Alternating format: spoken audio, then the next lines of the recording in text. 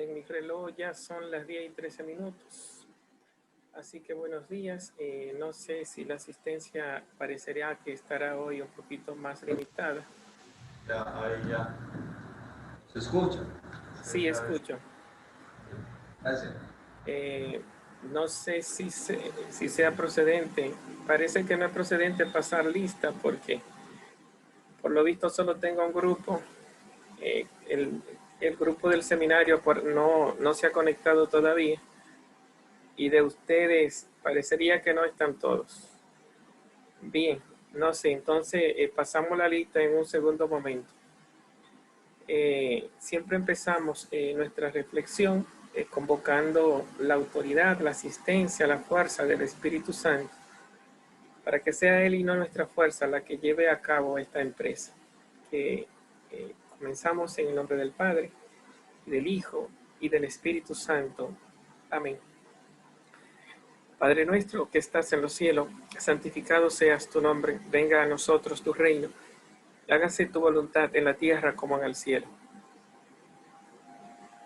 Cada día, perdona nuestras ofensas, como también nosotros perdonamos a los que nos ofenden.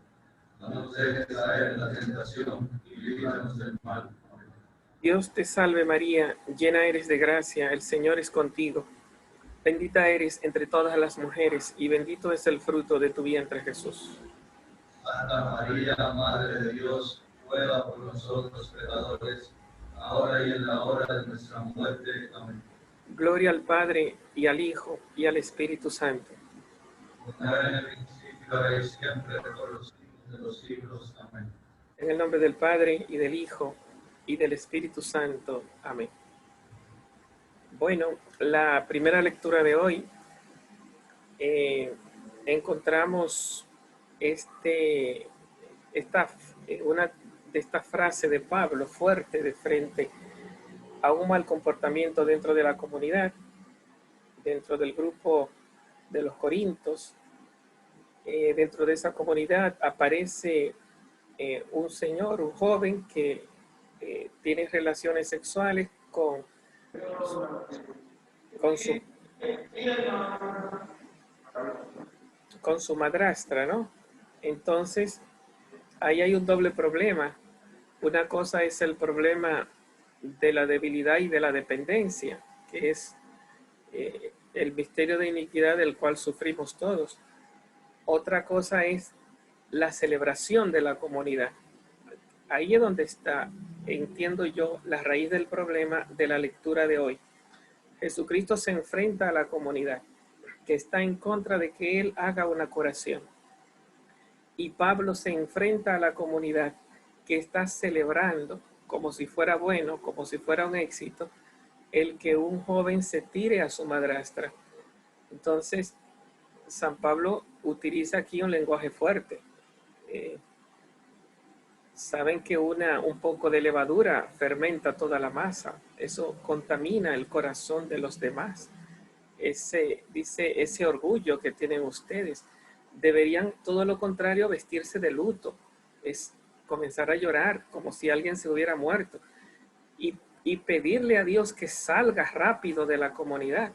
Interesante, ¿no? Pablo, el gran formador y creador de comunidades, el que está creando comunidades, ahora está pidiendo que esa comunidad disminuya. Hay que sacar a esa persona.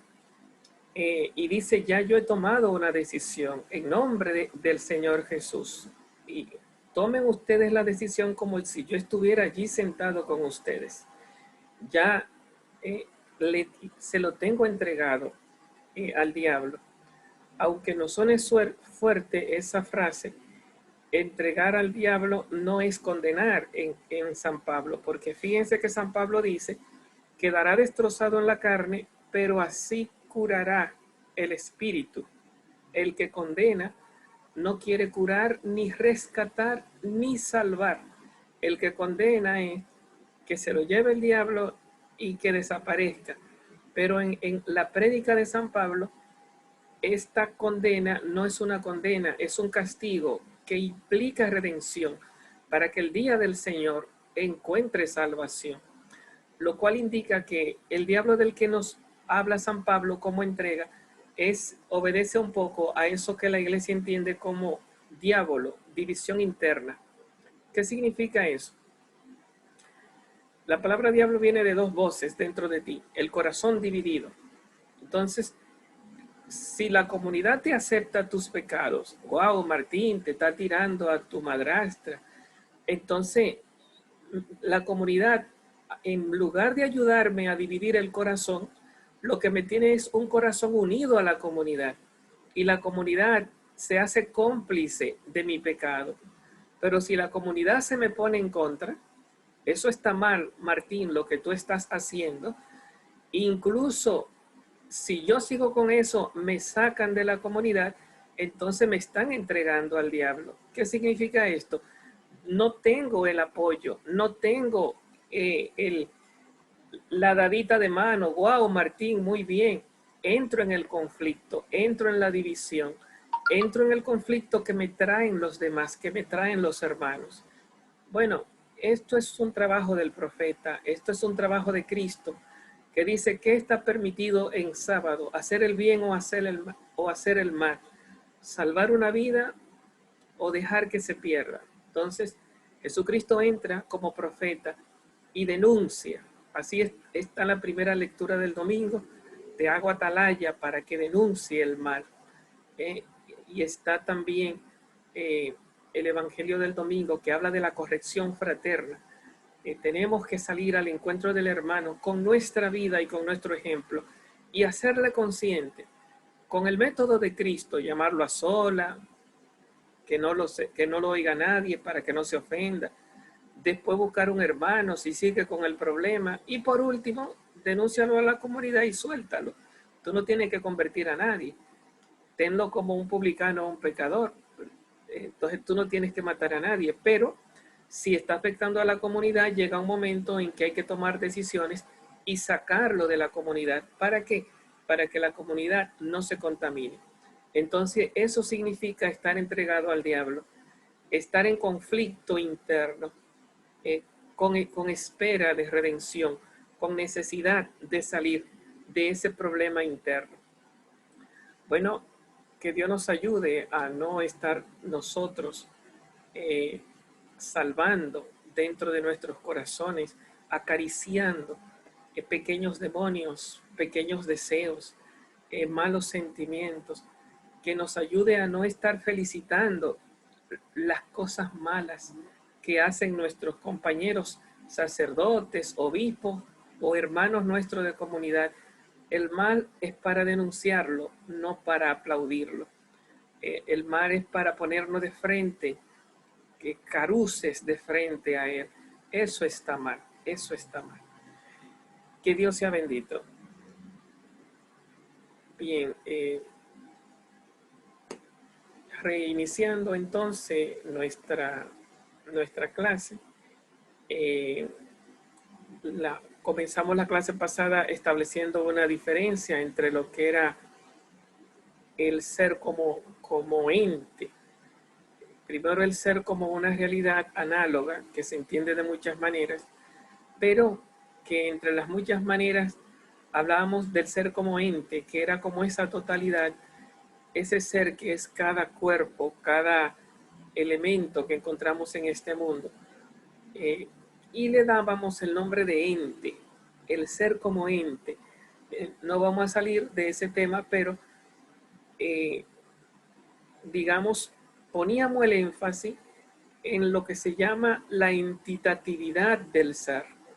Hoy vamos a centrar nuestra atención en el ser como esencia. No es lo mismo el ser como ente que mira la holisticidad, la totalidad, el agrupamiento de todos los decires, todo lo que se puede decir de un ser. Martín es ser humano, es profesor, es padre de sus hijos, esposo, es empleado del seminario. Todo lo que yo puedo predicar de un sujeto, sujeto aquí es en Aristóteles lo que recibe atribución. aquello de lo que yo predico algo, eso es lo que se llama sujeto. Nosotros decimos tradicionalmente de quien se habla en la oración. Eso no es de la gramática tradicional, eso es de Aristóteles. Es de quien se predica o de quien se atribuye algo. Cuando tú hablas, aquello que tú dices de quien habla o de lo que habla sería los atributos o predicados. Y de quien tú hablas, a quien tú te refieres o a quien tú le atribuye predicaciones, atribuciones, decires, eso es el sujeto. Sí. ¿De quién tú hablas? De Martín. Martín es el sujeto. ¿De qué tú me estás hablando? De las piedras. Las piedras son el sujeto. ¿De qué tú me estás hablando? Que se cayó un perro. ¿De quién tú me estás hablando? Del perro. El perro es el sujeto. Observé una piedra. ¿De quién tú me estás hablando? De la piedra. La piedra es el sujeto. Aquello de lo que tú estás predicando algo, diciendo algo. Entonces tú le atribuyes algo. Bueno, entonces las sustancias que vemos en este mundo, las cosas que vemos en este mundo, son ente en tanto que realidad receptora de todos los atributos y con todos sus atributos. Decíamos la clase pasada, si decimos que Sócrates es filósofo o es griego o es músico, ¿cuál de todo ello es el ente? El ente es la colectividad de todos esos seres. Es ser filósofo, ser griego, ser músico y todos aquellos decires que no hemos mencionado son parte de eso que llamamos ente. El ente es esa totalidad de seres que encontramos en cada cosa, irreductible a un solo ser. Y como tú no lo puedes reducir a un solo ser, no lo puedes definir, porque definir es describir una forma del decir. Definir es coger uno de esos decires y descifrarlo, describirlo, explicarlo. No estamos, cuando yo hablo de Sócrates como totalidad, Sócrates es mi amigo, es el maestro de Platón, es un filósofo de Grecia. Cuando yo hablo de Sócrates, sin definir uno de sus atribuciones, entonces yo estoy de frente al ser como ente, No estoy de frente a la esencia, estoy de frente al ente. No estoy de frente a los atributos, estoy de frente al ente. Bueno, entonces, si el ente es el ser en tanto que se entiende de muchas maneras, y todas esas maneras se pueden clasificar en las 10 categorías de Aristóteles, hoy entonces vamos a tratar de centrar nuestra atención que se entiende por el ser como esencia. Adelanto una reflexión que Aristóteles tiene, digamos, ¿cómo se llama? Expresa en la diversidad de sus obras, de su cuerpo metafísico, que es el concepto de ser primero, ser primero. Hoy vamos a trabajar en esa palabrita, ser primero, pero el ser primero se entiende de varias formas en Aristóteles. Dios es el ser primero, como el motor inmóvil que mueve todas las cosas. Aquí vamos a hablar del ser primero en el sentido de esencia. Lo vamos a ir viendo en la lectura que vayamos haciendo hoy. La esencia, la forma específica de cada ser es el ser primero. Pero hay otro ser primero que es el ente, la colectividad de seres, el individuo que encontramos en este mundo cada vez que nos topamos con una realidad frente a nosotros. Todos los seres con los que nos topamos son entes. Y esos entes, en tanto que se dicen de muchas maneras, son un ser primero. Ok, entonces, ¿qué significa ser primero cuando hablamos del ente en Aristóteles? El ente es ser primero porque es lo que el filósofo tiene de frente para estudiarlo como ser. Entonces, si tú sales a la calle y mira el mundo de objetos, carro, casa, gente, todo eso, si tú te enfrentas a ese mundo como filósofo y dice, todas las cosas son seres y en tanto que seres son un universo de seres, porque un ser es muchos seres.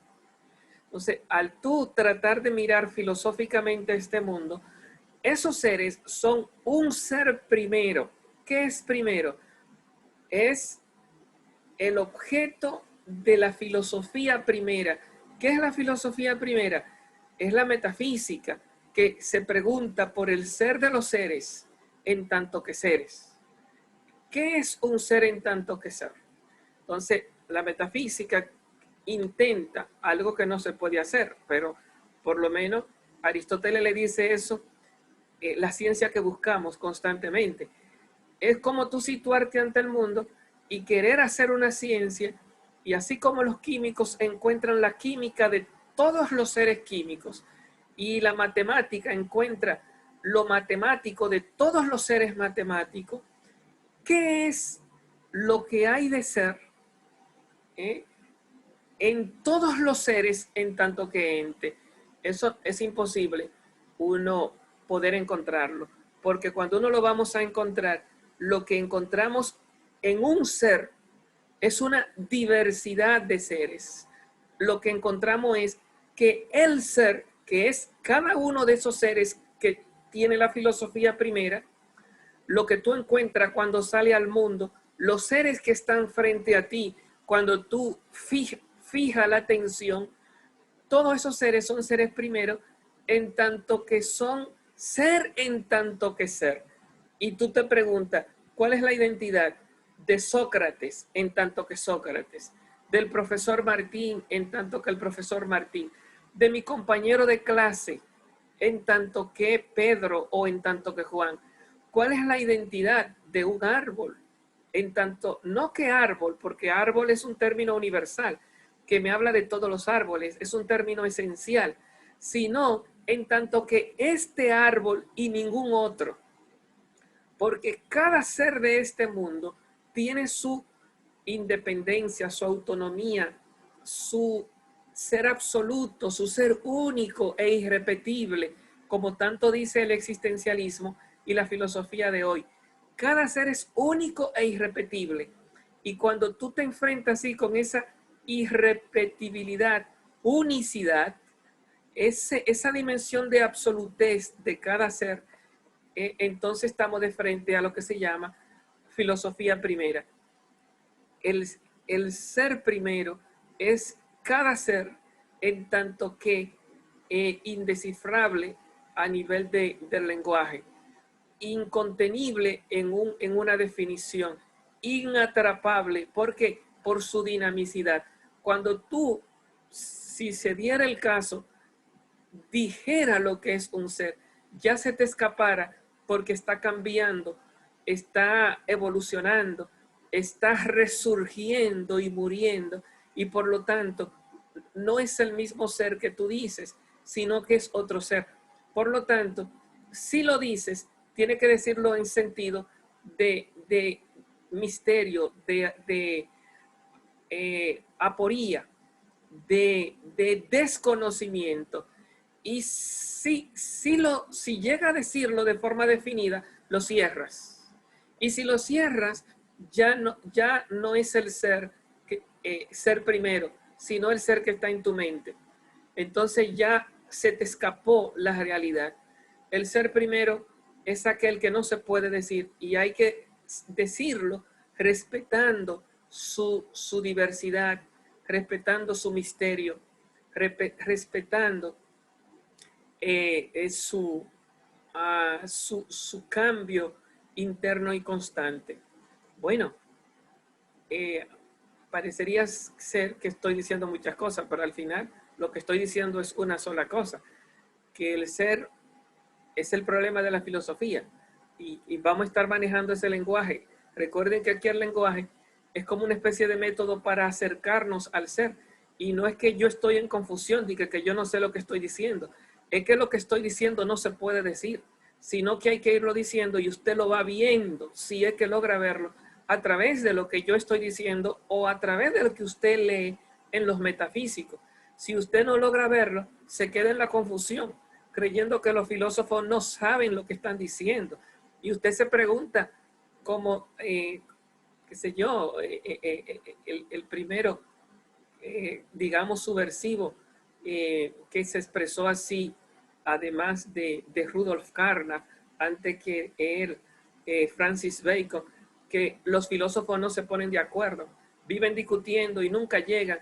No es que no llegan, es que llegan a donde no se puede llegar con el lenguaje. El lenguaje señala, pero no atrapa, no define el ser en tanto que ente. Y vamos a ver también la problematicidad del ser en tanto que esencia. Pero por lo menos tenemos que, si queremos ser metafísicos y filósofos realistas, que es la filosofía del mundo que tenemos enfrente, tenemos que no ser ignorantes, por lo menos de frente a este lenguaje.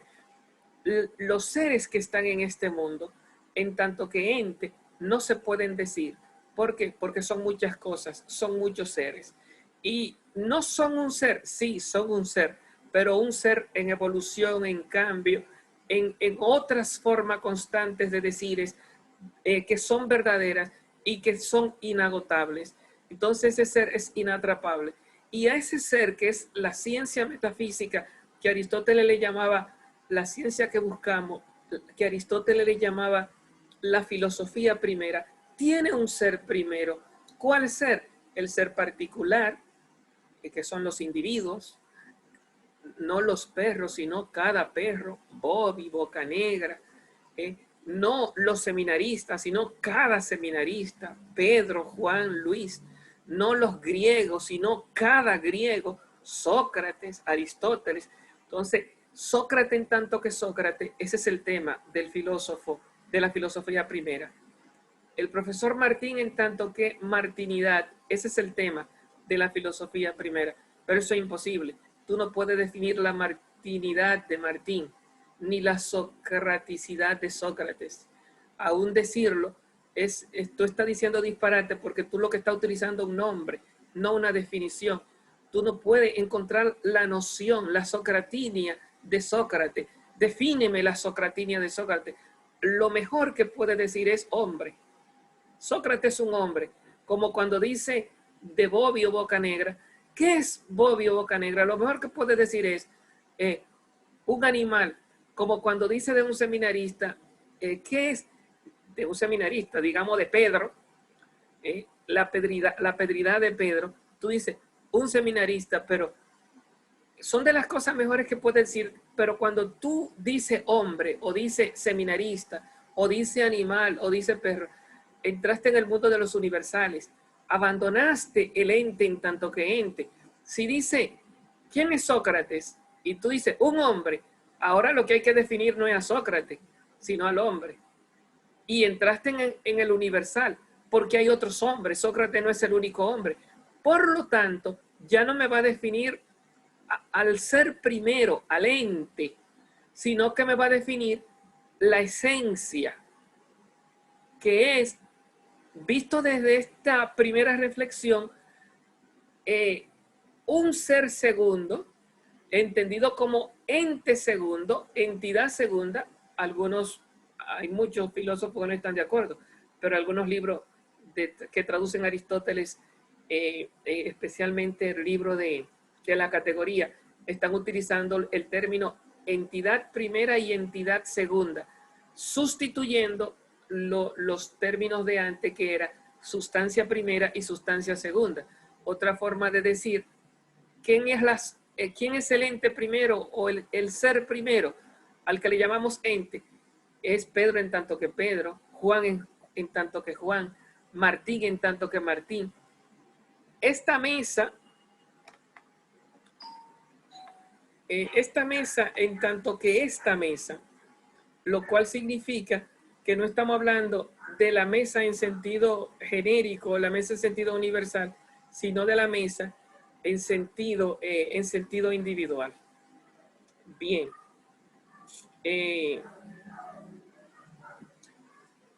Permítanme entonces dar los 10 minutos ahora. Seguimos entonces dentro de unos 15 minutos para entonces atender, ya que estoy solo en la casa y entonces me están tocando para atender otras urgencias. Entonces nos vemos en unos 15 minutos, si Dios lo permite.